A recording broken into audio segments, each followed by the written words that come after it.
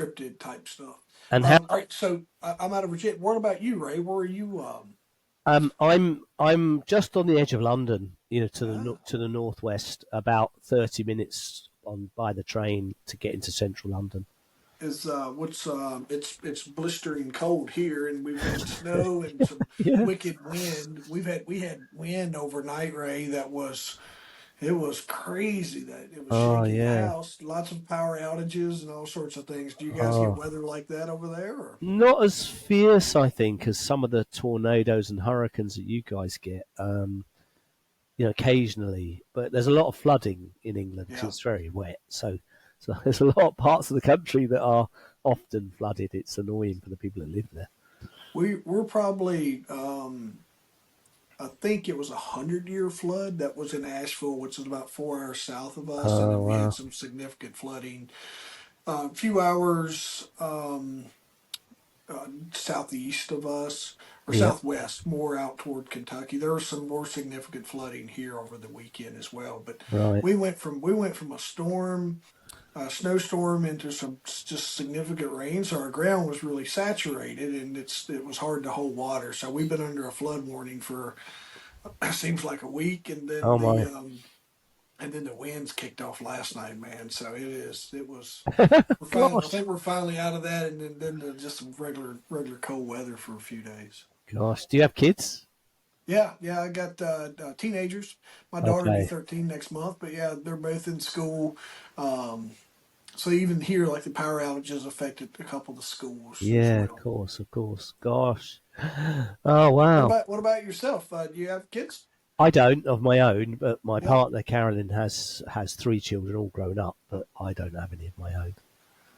Yeah, let me tell everybody who I'm talking to, and then I'll just kick off with a day in your life, man, and we'll Okay. see where it takes us. But folks, today on Second Chance Podcast, I'm with Ray Martin, award-winning entrepreneur, business leader, who faced profound personal loss that led him to embark on a transformative 14-year global journey. In his book, Life Without a Tie, he shares how unforeseen events guided him to strength, his inner guidance, deepened his humanity, and forged an authentic path, man. And that's a lot kind of rolled into one there. Probably a It whole is. lot of lessons learned, Ray.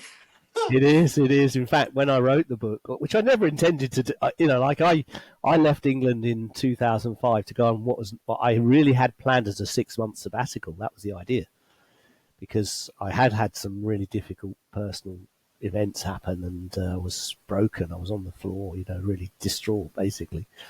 And and so I left for 6 months, but it didn't go according to plan. Things happened that I could never have imagined, and it ended up being 14 years.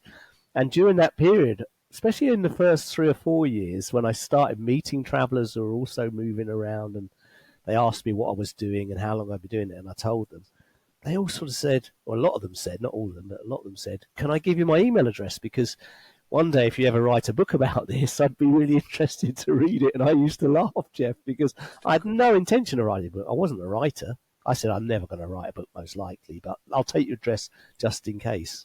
And when it got to about 100 people that give me their email addresses, I thought, okay, I've got the message. Someone up there wants me to write a book. I'm going to do it, and so I got on with it then. Um, yeah, that's how What's it was. Tell us, give us a little bit of insight of that story that where the book is born out of. Yeah, I mean, I tried to capture some of the things that happened to me when I sort of left what I would call a conventional life, a mainstream life. I was CEO of a company I founded. I was in my early 40s. I followed all the guidance and instructions I'd received at school. Get a good job, get a good education, get a wife, get a house. I'd just been unquestionably following that default plan. And whilst I had achieved, external recognition for doing that, I won this Business Leader of the Year award in England from the Daily Telegraph. So I had a lot of recognition for what I'd done. Inside myself, I never felt really happy about it. I felt that being a CEO of a company wasn't really my thing. It was a weird thing. I can only describe it as feeling like I was living someone else's life. It wasn't truly mine, even though I was quite competent. And I was working with my wife, who was my business partner, so I was really happy that I was supporting her as well through doing it. And then one day after about 10 years, when we got the company to a really successful place, she came back from a meeting and suddenly said, I'm leaving you and I'm leaving the company. I mean, I just didn't see it coming, Jeff. It was one of the worst moments of my life when she told me that. I felt really devastated. And then very shortly afterwards, within days, my father got very ill and he eventually passed away.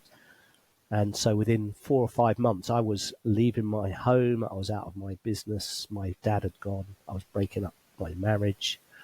I just felt like my whole life had imploded. And it was hard, I've never had to experience anything like as painful as that in my life. So it was tough. I was really psychologically all over the place. Yeah. What age are you at here, Ray? Just to At that age, I was like 43, Yeah. 44 by the time we finalised the actual divorce. To just kind of speak to that, at 43, you've learned a lot. You've done Yep, things. There's yep, normalcy. There's all these. You have your CEO of this company, and so yep. sounds like you're totally blindsided, man. So It was it was like yeah, a shock. It was an eye opener. And whilst it was feeling really lousy, a deeper, much deeper intelligence within me kind of knew it was okay. It's like it's hard to describe that place, but it was a sense I had that deep inside my core there was an okayness with everything that was happening, and if it had a voice, it would be saying to me, "This might look really crappy at the moment, but trust this because this is for your good." There's something good's going to come out of this. I never actually would have believed it if I'd heard it in that do clear you terms, but it was sort. Ray? Let me ask you this, because Yeah. I've been there, right? And Okay. here's what here's me was. It's easier, a little bit easier for me to say that now, looking back. It was there in the moment, Yeah. but I didn't want to listen to it. I thought it was where I was in the worst place. I'm like, there's no Right. way anything good's coming out of this. Absolutely not. This is horrible. Yeah. Only to learn later in life, it's the best things that happen to Yeah. you. It was kind of like that, and so that was the beginning of a switch in navigation systems that I used for my life. So in the old days, when I was a CEO and a businessman, all my navigation was done by planning. Goals and targets were set in a plan, and that was the action that got done. And everything got achieved in that plan at the expense of anything else just being pushed to the sides. And it was like such a focus on these goals and targets being achieved, which was serving me well financially. So I don't want to say it was terrible, but it made life much narrower than I sort of felt I wanted to experience it. And I missed a lot of stuff in life. I missed a lot of friends, a lot of birthday parties and events that I would have gone to if I hadn't been working all the time and stuff like that. So it gave me a chance to really sit down and deeply reflect. What do I really want for the next phase? And you might have heard of this book. I came across a book at the time called "The Top 5 Regrets of the Dying" by Bronnie Ware, and she's a hospice nurse in Australia. She's become Ah, very famous from this book.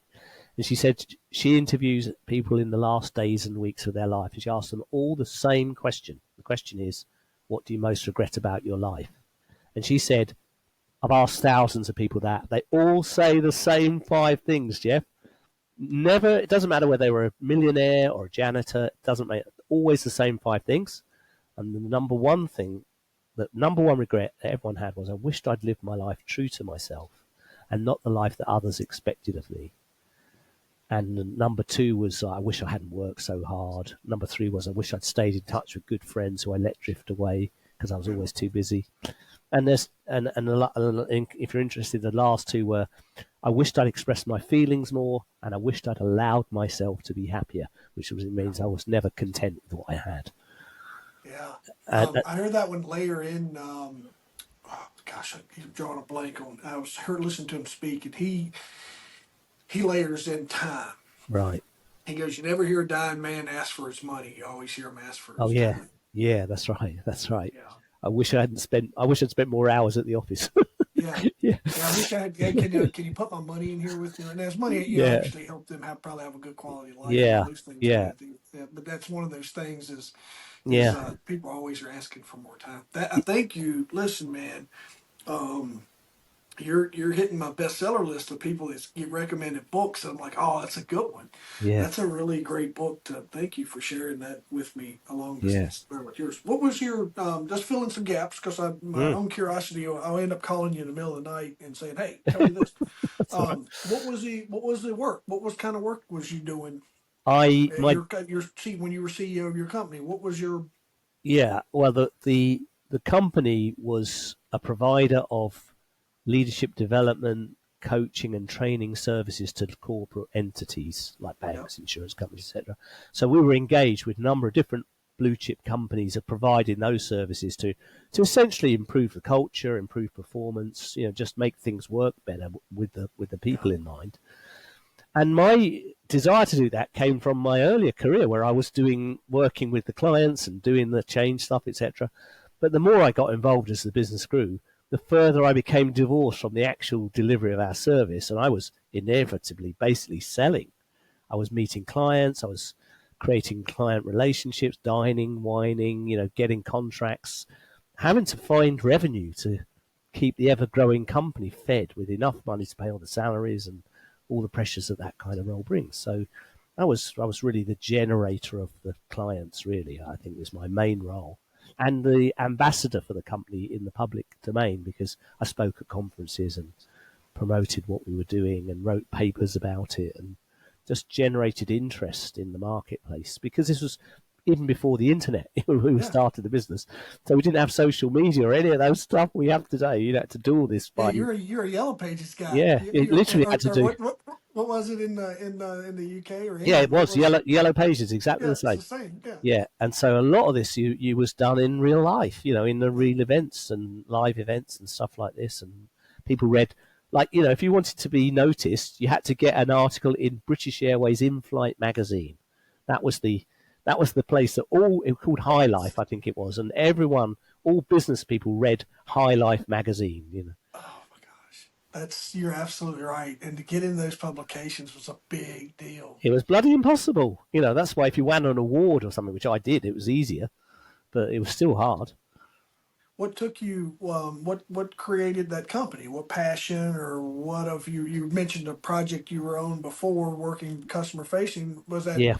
a post college or post university type thing that you started, or was it Yeah, was?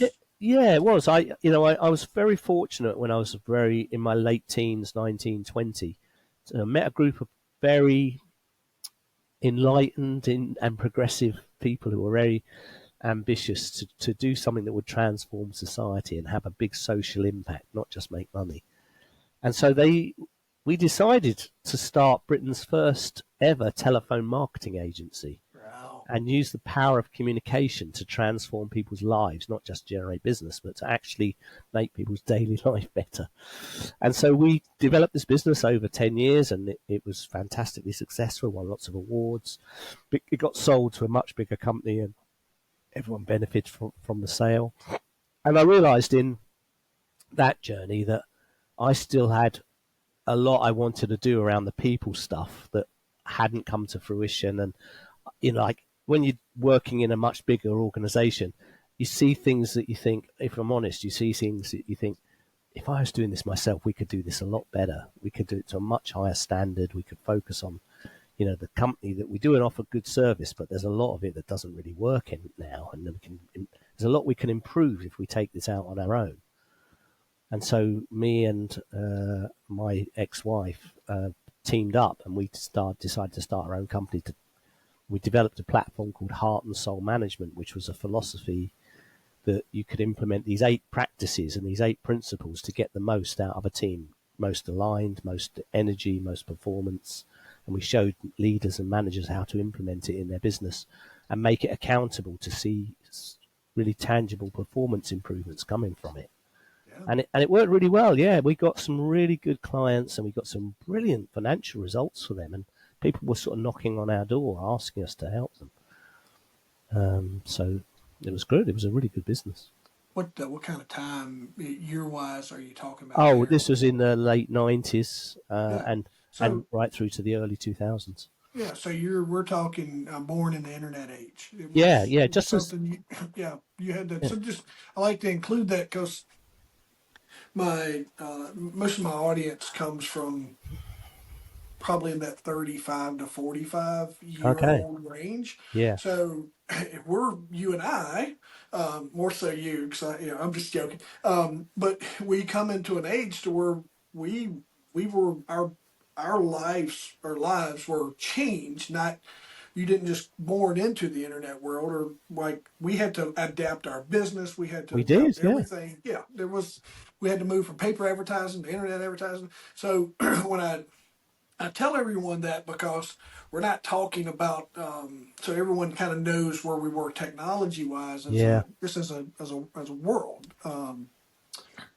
things that we were using, things that we were having to adapt. So it's a different time for Yeah. leadership and reach. So I guess what I'm trying to qualify for us here, Ray, is when you say you have a significant impact company, this is born off traditional, what would be what we call all offline marketing, and probably a significant referral program, things along those lines Yeah. that where word of mouth is a big deal. You're in magazines, you're on billboards, you're in different areas versus somebody Mm. just being able to type into a search engine and find you guys. Mm. Yeah. Yeah. Of course, it's so utterly different now. I work Yeah. as an associate for a couple of companies that are leaders in the field, and I'm proud to be associated with them. But they've got really, really skillful marketing people doing all of the online stuff and social media, and it's so slick. It's brilliant. It's really, really much It's better. entertainment based now.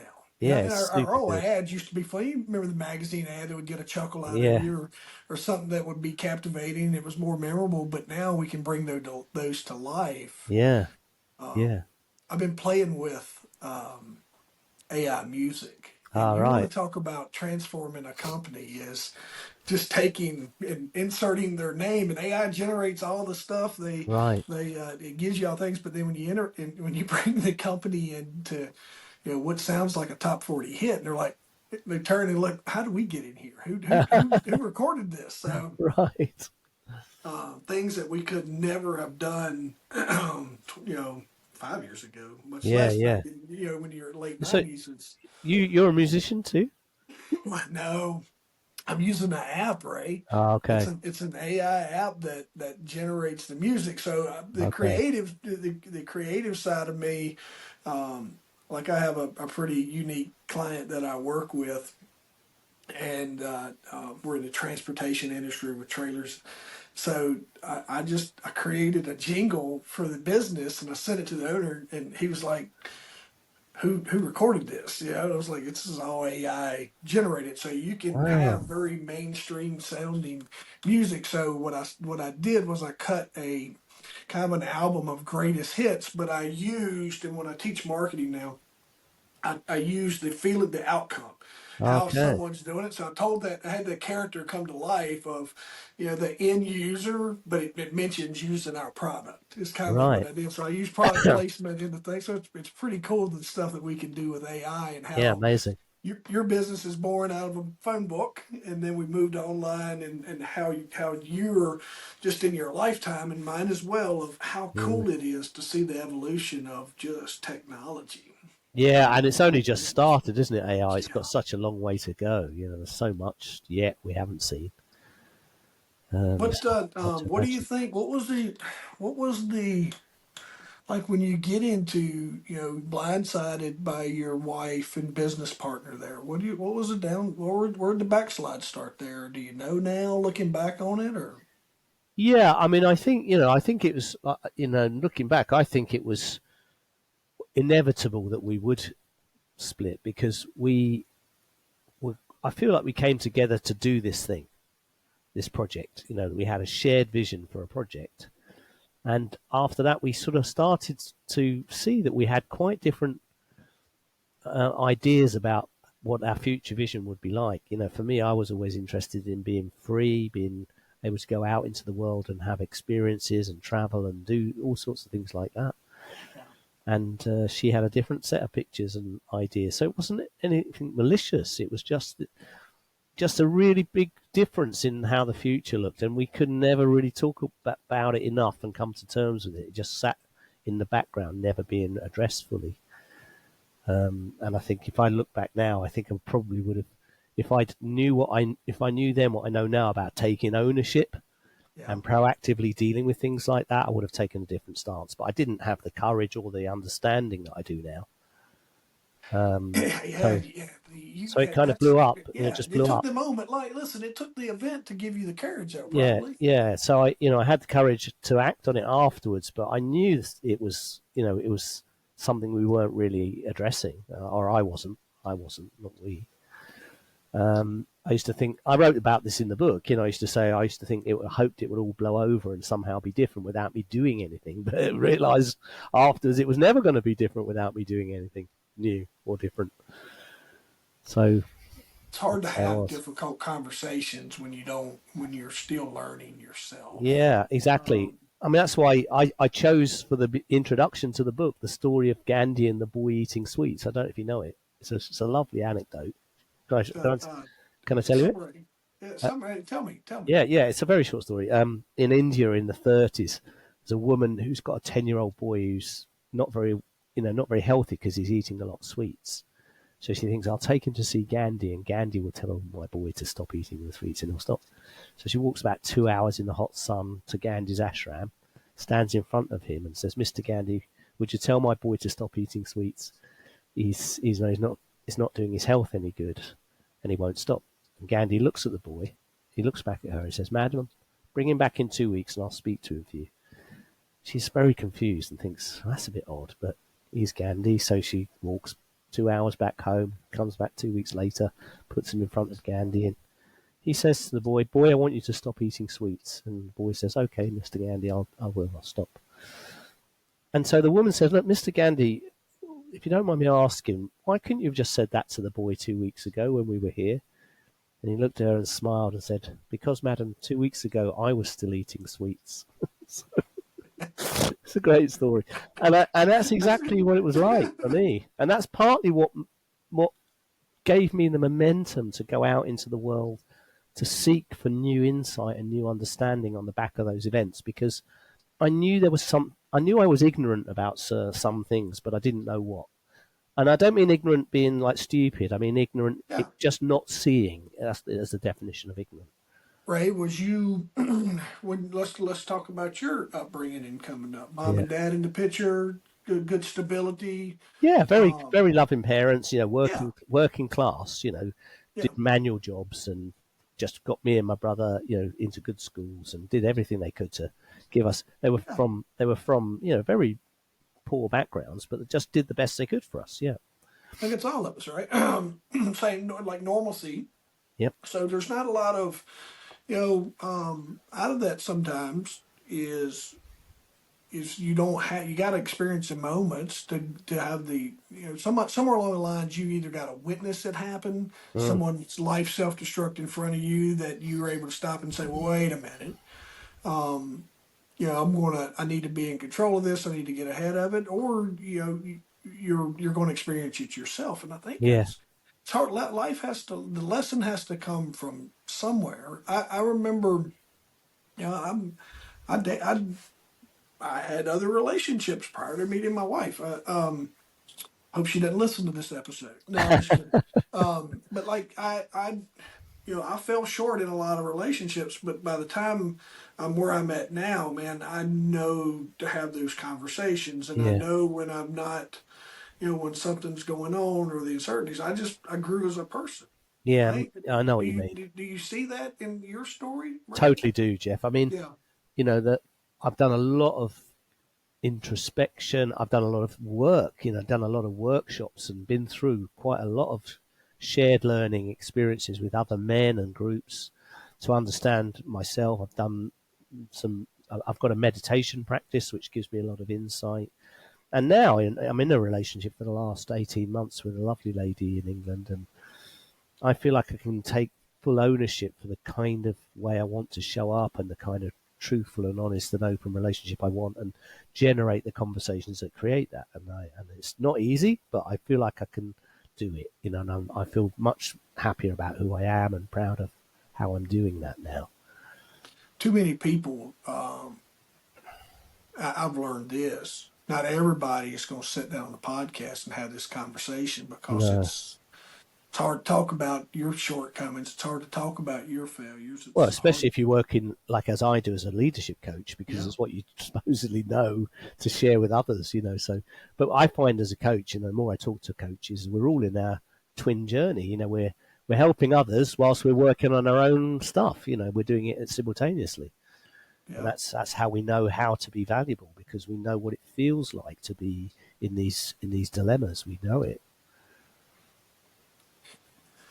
Yeah. I think you're spot on there with, yeah, and you hate to learn that lesson at the expense of probably a business and a relationship, but that's where Mm. you were. Yeah, And exactly. it's just, I mean, it's not like we can press pause and change your situation. It's where you were, and that's what took place. If when you look back at that, Ray, do you think, is there anything that and this is what I also would say. We're speaking very hypothetically here. In most cases, by the time it's all said and done, we're very happy that these negative things happened, that they did, that put us to where we are now. So all I'm asking Mm. is, is there a missing component that you'd wish you had back then that you think may have made a difference, like the communication, or what are your thoughts on that? Oh gosh, Backward thinking for a second. yeah. Not really. I don't tend to have regretful thoughts about the Yeah, good. past. I don't tend to. What I do is I see the benefit that I received in how it unfolded. I'll give you some clear examples, because these days I clearly understand that people who live exceptionally good lives, have a clear sort of vision, they have a purpose that they are aware of in their own thinking, they have a set of values that they are conscious of. They know what's important to them on a daily basis. Things like trust, teamwork, openness, belonging, whatever it would be. People who know their values. They make choices daily, hourly, minute by minute that align to those values or don't, or they choose not to. Now, if you're unconscious about what your values are, you end up choosing or agreeing to do things that don't sit very well with your values, but you only find out when it's all blown up afterwards. That's the thing. And so what I realised, for example, I have no values around status or material ownership and things like that. Money has very little value for me, but I lived in a life which was very affluent, very high cost, lived in a very high cost neighborhood, had a lot of material possessions of high status and brand. And so I was supporting a life financially that I didn't get any value from, that wasn't important to me, but I put a lot of energy into maintaining the image. And now I don't have to maintain that image. I haven't done for years, because I live in a way that's much more modest and frugal, that aligns with my values around status. And so the actual financial cost of my life is massively lower. And so I don't have any of the stresses of having to maintain an image around it, which I did Yeah, before. And I hope this makes sense, because it's it hard to does. explain. It So, does, man. I'd lean into that. We have a lot, but we don't. yeah. So what Like I've, it's not. It's what I think money. I teach people how to have a better relationship with money, and yeah, how to I'm how to not, get right with money, and use it as a tool for what it's intended, and be an amplifier of positivity. And correct. I'm not. um, I just want to make sure that anyone listening, I am not saying having yeah, money sucks. It doesn't. yeah, Having no, loads of money is really okay, but I don't value having more than I need. yeah, I have what I enough. need. I just have what I need to meet my needs and live my life according, excuse me, to the values I have. I'd much rather be creating for others and supporting others than I'd rarely even go shopping these days. I don't consume much. I'm not a good You said consumer. it. Money is a byproduct of all the things you want to do, all the Yeah, help that you wanna get. It's okay to change your family tree. You can do yeah, that yeah, along the way, and you can impact. But when you said that, man, is very very few entrepreneurs are in their Scrooge McDuck safe, swimming in their coins. yeah, I yeah. think you touched on that at the beginning with our um, with the book on the top five regrets. is Mm. is money's a great powerful tool, but I don't it cannot it can't substitute for the peace that comes with just helping people and being part of the solution, not the Yeah, problem. And yeah, yeah, I'm with you. I know what you're saying. Yeah. yeah. And Bronnie Ware confirmed that a lot of men, especially, said they died with way too much money. They literally had worked twice as much as they needed to. They had a load of money that they could never have spent, even though they were dying. Obviously, Yeah. they just didn't. They could have worked half as much as they did and still had a good life. They did that at the, a lot of times you hear too, man, their relationship with their kids were terrible. Yeah, yeah, exactly, Like, exactly. just like, why, I was on a podcast, I was a guest, but I grew up not knowing my dad. I had some really great male role models. And I always like Yeah, to make sure the world knows that. Because it leans into what I was going to talk to you about too on your coming up. But it's money is money, and then when you look at just those things of I would rather I try to create much time as I can to be around my kids and just yeah, be in their day, be in their life. And I have friends that work until their kids are gone to bed, then they go home. yeah, So they don't. Sometimes they struggle with the ability to interact, or yeah, they don't know how to interact. And some, which you also learn, is some people had negative interactions with their kids, and they don't know quite how to parent or that vulnerable side of what that looks like. So mm, those exist. yeah, yeah. I It hear you. sounds like you found. I always like to remind people that you're a product of your influences and the five or so people you leave in, that you come in contact. It sounds like you had some really positive influences at that early age that helped I propel you did. into, yeah, Yeah, I did. I was lucky to have just stumbled upon some very progressive and transformational thinkers who had really powerful visions of making society better for everybody, and they had thoughts about how that would look and how that could be done. And I was just very fortunate to be around people who thought like that because it made me stretch my own thinking in a way that I don't think I would have done if I'd stayed in the small town I was brought up in. I think that's one of the reasons I decided to take the sabbatical because I knew when I was swimming around in the murky waters of the destroyed life I was leaving, I thought if I stay in London, I'm just going to meet lots of people who think the same way as I think already. I'm not going to get any new insight because everyone will just be going, oh, you just find someone else and you carry on, or whatever you do, or this is what you can do to keep making your mortgage payments, or whatever it would be. I wanted to really bust my own limits of thinking beyond that. And I wasn't sure how. So I thought I need to go somewhere in the world where people think entirely differently. So I thought Asia was a good choice because of all the Eastern wisdom and understanding, which I had none of at all. So I thought that was a good pick. it's I think sometimes too is it's about positioning ourselves. Part of that growth is positioning yourself in an uncomfortable environment Yes. Yeah. where Yeah. because you've had comfort for so long, and once that's disrupted is I on a smaller scale of someone who can't uproot and go to a foreign country, as I say, Yeah. join a gym full of strangers. Yeah. No, I get you. Go join a friend. Go sit in a cold river. Go sit in a cold tub full of water for, for 30 seconds, and just find some uncomfortable moments and some Oh, discomfort in yeah. your life, and you'll start finding clarity. It You Getting do. uncomfortable, man. You start really You did. because I remember listen, writing in one of the pages of the book the first time I ever had to take a cold shower in a straw hut on a beach, and I avoided it for about a week because I so didn't want to take a cold shower. I started to stink, and I thought, God, I yeah, can't. Eventually, I had to just go jump in and do it. It was horrible, but I soon got used to it. yeah. It is. It's so much. You hear the term like "choose your heart." Yeah, That's it's easy to say that. Choose yeah, your heart will choose you. What I learned is a lot of people lack the plan or the path to be able because they're not maybe it's not as strong as you to say, hey, I know right. what I need time alone, or I need to go do this, or maybe someone nudged you in that direction. Yeah, A lot of people are not going. So when you look at a smaller scale, folks, to speak to everyone, it's like getting uncomfortable might be If you're an introvert, it's going somewhere where it requires you to talk to people, or going, like I said, Yeah, choosing a new fitness routine and doing something that's hard or difficult. Because, yeah, like you said, here you are in a foreign country taking cold showers, so you're double whammying yourself. yeah, and not speaking the language and not Not speaking the understanding how language. things work and living in $2 a night hostels and stuff like this, which is something I'd never done. Yeah.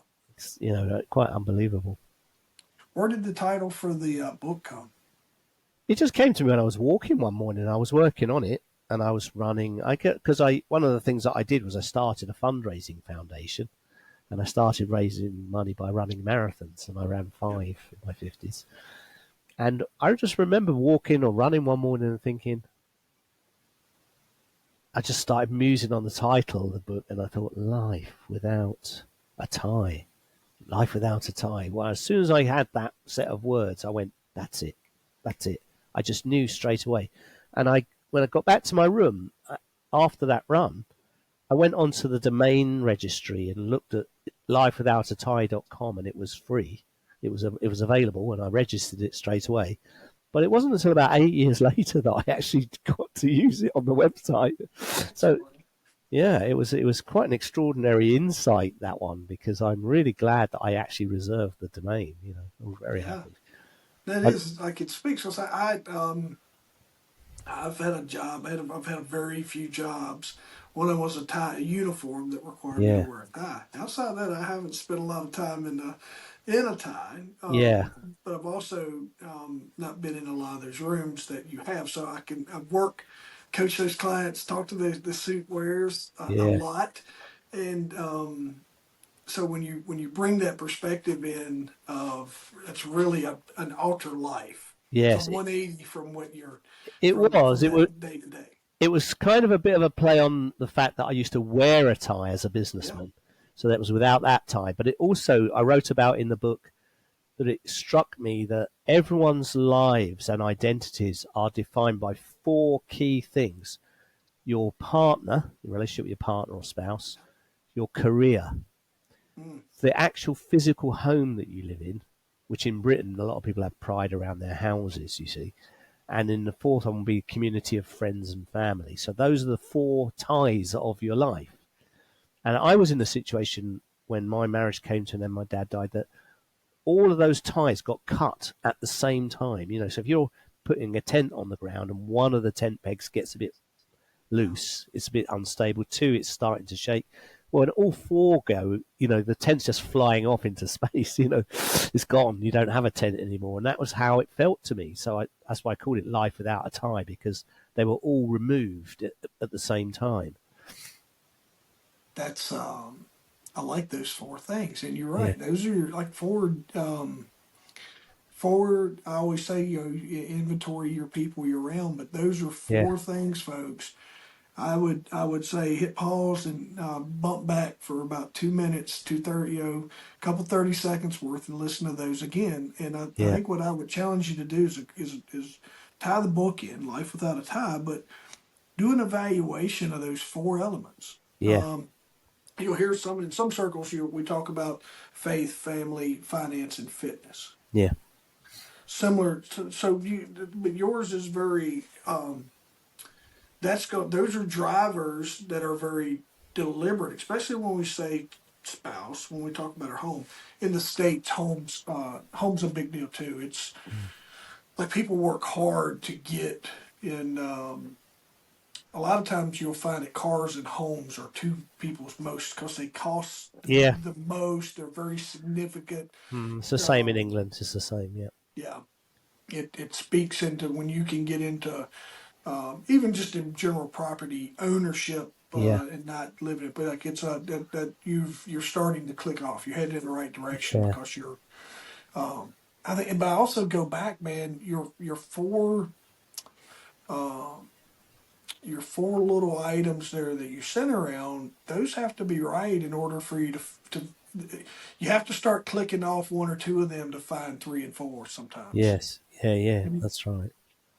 And maybe Yeah, not in that particular direction, in a particular direction, but I think in order to put that package together, you got to get good with one or two of them, and then the other two really will fall into place and complement the package. Yeah, yeah, I think that's right. I think that's right.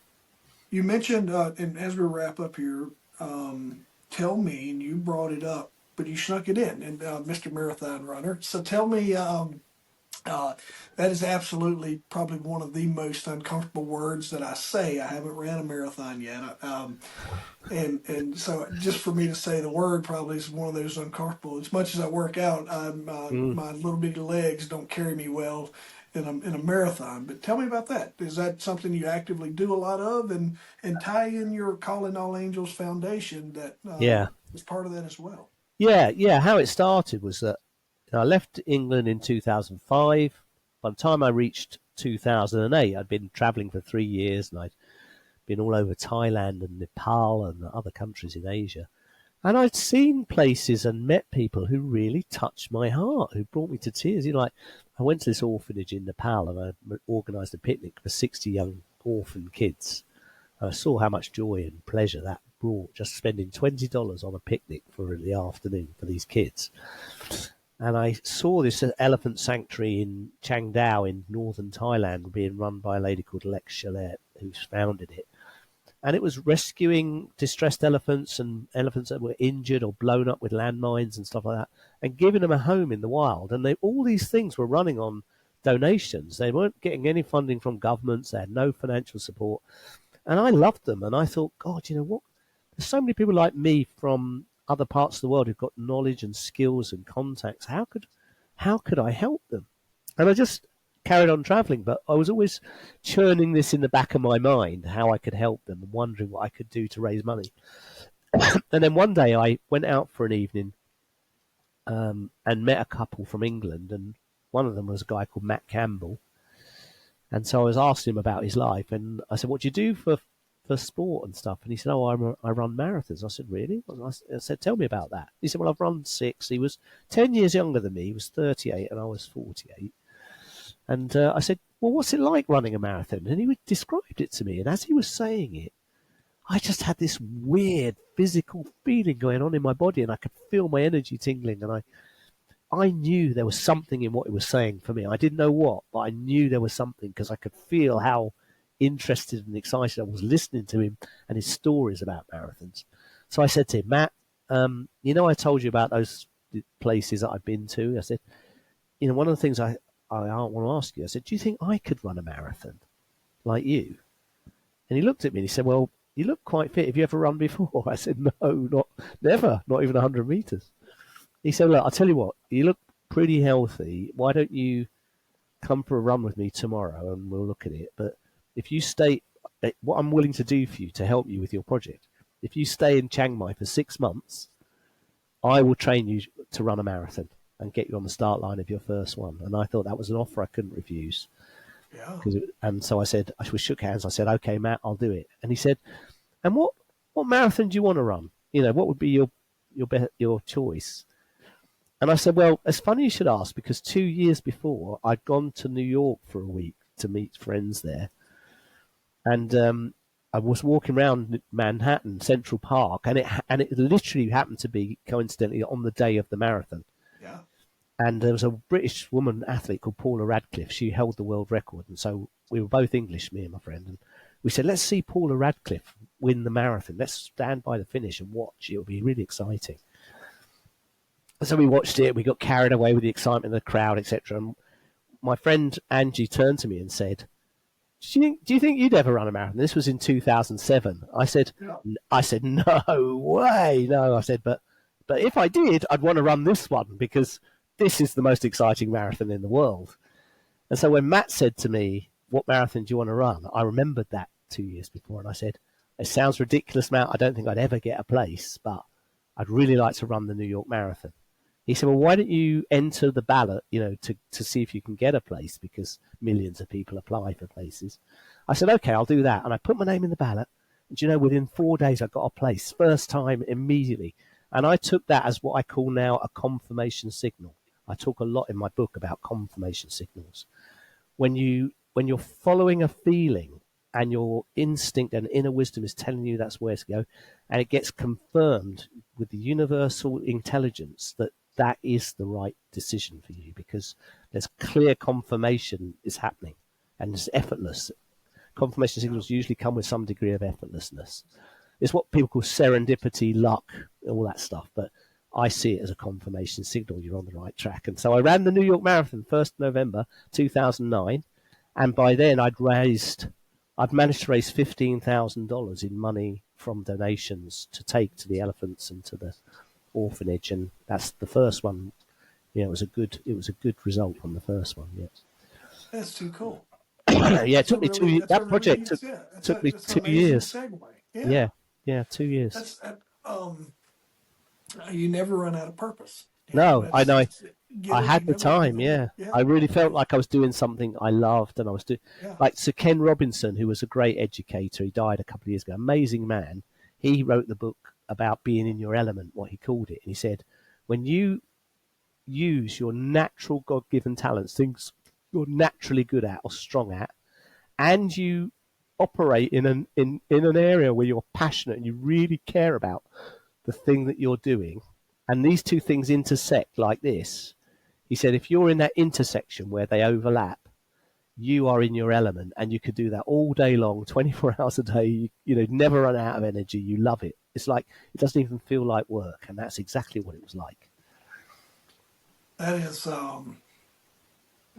is really freaking cool, man. That is a neat way to tie it all in. Other than selling your book, speaking on your book, doing those things, are any other projects you're working on that you want to tell us about? No, my daily my daily job is I'm a leadership coach. So I'm working with people who lead businesses, teams, and helping them improve how they're leading. And that's my normal work. I mean, the book was a sort of side project, really, but I do some talks around it. But I'd like to do more, if I'm honest. But no one knows about.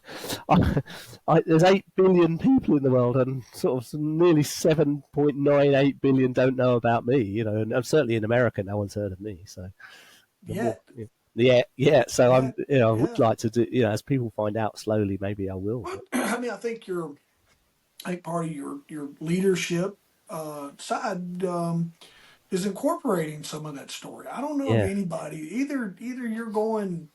One of my friends talks about this. Either you've been through the storm, you're in the storm, or you're getting ready to go in the storm. Yeah. There is no.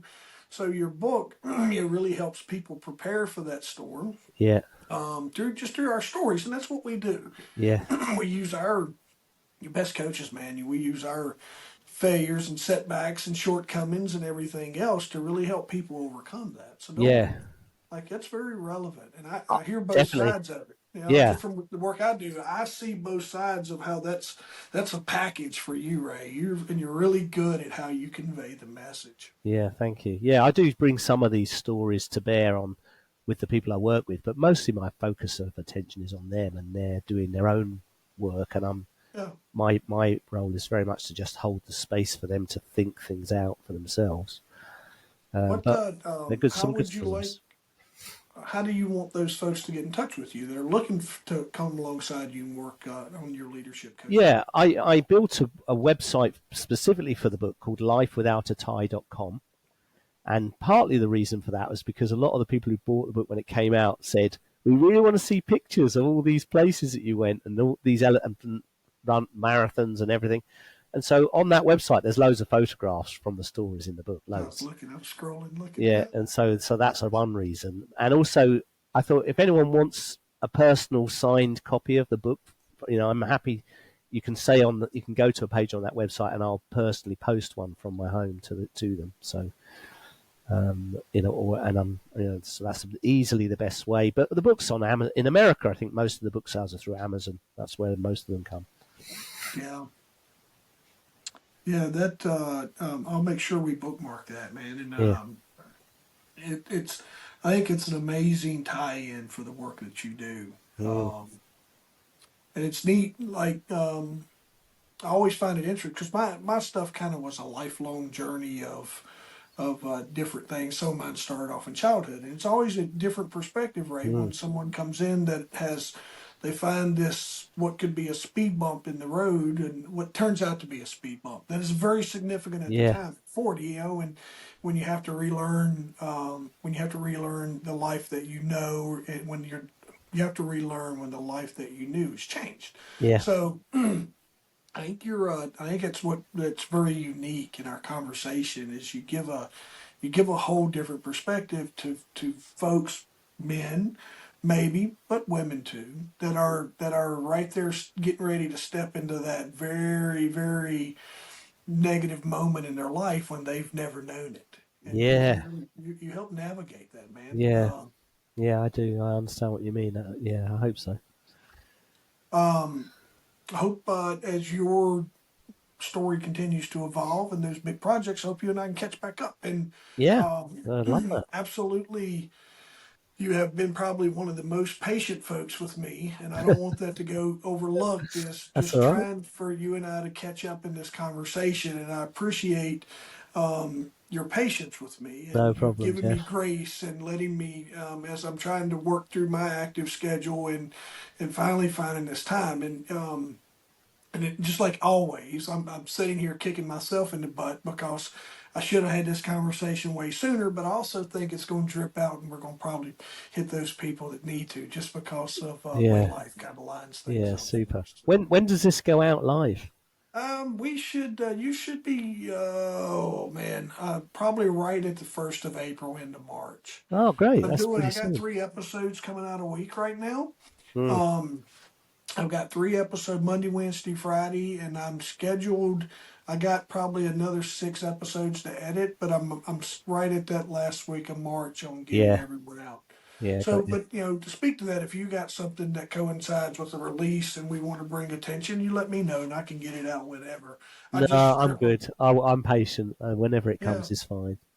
yeah. No, we can. If you have anytime you have a launch or anything I can do to support you, because I Thanks, love Jeff. we're on like-minded missions with two in two very different parts of the world and probably different audiences in a lot of ways. But anything I can do to support you, I'd love for you to include me. Yeah, brilliant. Well, if you're ever coming to London, let me know. I'll definitely meet you and talk to you. Yeah, no, we'll have to figure out how we can make that happen. Do a live event sometime. Great. You have to Great. get an interpreter to interpret for me. Brilliant. All right, Ray. It's been good talking to you, brother. Okay. Cheers for now.